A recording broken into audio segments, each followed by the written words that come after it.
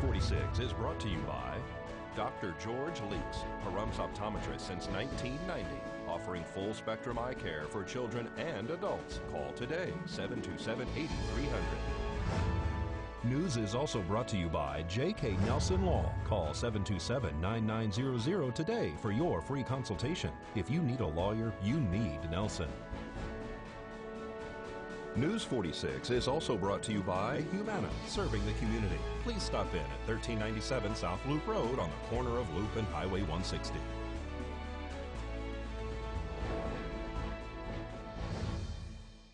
Tonight on News 46, Santa and Mrs. Claus make a stop in Pahrump, and the local high school gym is packed to listen to a motivational speaker. News 46 starts now. You're watching KPVM News 46 with Deanna O'Donnell.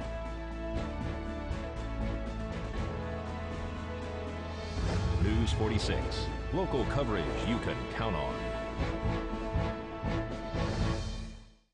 Santa arrives in Pahrump by helicopter. It's Monday, December 11th. I'm Deanna O'Donnell. Santa and Mrs. Claus stopped by Peter J. Shields' Magic Kingdom Sunday morning. The Nevada Silver Tappers performed at the grand opening of the new business here in town, which houses an antiquities mall and a chapel. The owners of the business are reaching out to artists, musicians, and are holding lectures and teaching the art of glass blowing to the public. Peter's son Robert is a world-renowned artist who has been commissioned by the British royal family to create glass art. Peter has a long history in public speaking and was a syndicated radio personality.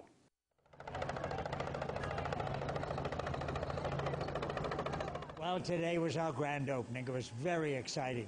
It was so wonderful to have Santa arrive by helicopter, of course, and I want to say a big thank you to John Morris from the Speedway, who flew all the way to the North Pole just to pick him up and bring him here at 10 o'clock.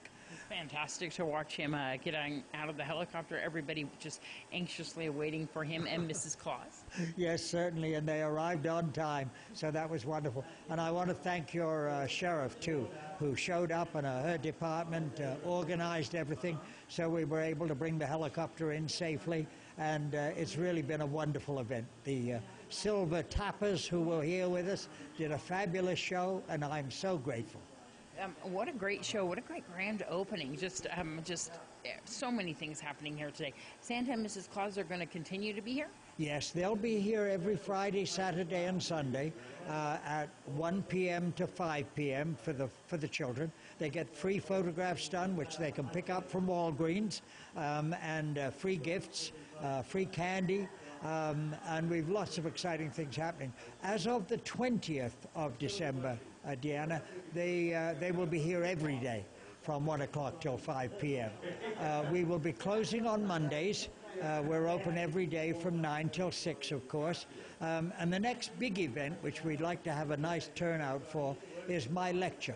I lecture, as you know, for the Smithsonian Institute, and I'll be doing a lecture on the 18th here on alien intervention on archaeological sites. We have your son right here, who we have to say we're so lucky to have him here in this town.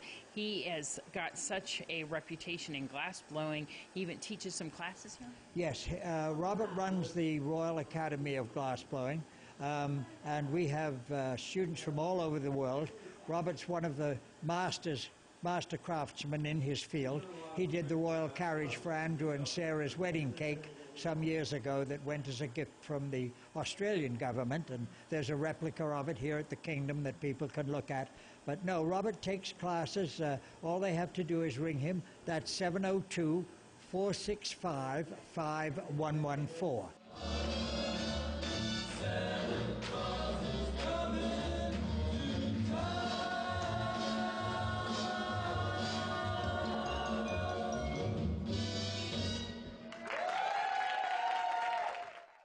Well, motivational speaker Kevin Hines spoke in the gym at Pahrump Valley High School. Hines was one of a handful of people who jumped off the Golden Gate Bridge in San Francisco and survived. 2,000 people have committed suicide in this manner since the bridge was built in 1937. Hines, who has been diagnosed with bipolar disorder, talks about his life now and living with mental illness.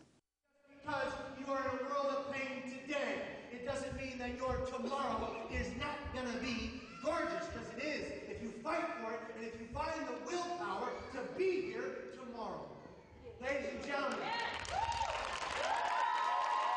Here at Pahrump Valley High School, talking about my story living with suicidal ideations and my attempted suicide off the Golden Gate Bridge, my survival, and my road to recovery. I'm in recovery every day. I fight to live every day. I have suicidal thoughts, but I stay here because my thoughts don't have to become my actions. I realized a long time ago that I could live well with this disease, bipolar disorder, mental illness, and I could survive and I could even thrive if I worked really, really hard on my mental well-being. Things like educating myself as to the disease that I've been diagnosed with, things like exercising every day, eating healthily most days, things like giving education to my family and friends about what bipolar disorder is and how to treat it. So I did all of these things, and now I live managing the disease. I'm not over it. I'm in recovery, and I came here tonight to Pahrump to talk about that transition and that change in my life in the hope that we can help people in the audience be here tomorrow. Isn't that hard when you are suffering from a mental illness to have such motivation to want to go forward? It's not hard when you meet people like we did tonight, and you saw the crowd of people that came up and talked afterwards. They tell you their story. That's my fuel. That gives me the fuel to say there are people in this world in pain, and we need to try to reach them. How does the everyday person find that motivation? The everyday person, you should have asked people that were here. You know, they were all here, and they're all everyday people. And some of these young ladies said that it changed their life forever. So they found it. You know. One of the things that I found most moving about tonight's speech and the audience was how many people were in tears, how many people seemed to be in pain, and how many people were touched by what you had to say. I'm very blessed in that regard, and I'm glad we reached a lot of folks. And a lot of hugs, a lot of greeting people afterwards. You have a book? Crack Not Broken. And then a movie coming up. Suicide the Ripple Effect at suicidetherippleeffect.com. It's a film about hope. And you travel everywhere speaking to people? I do.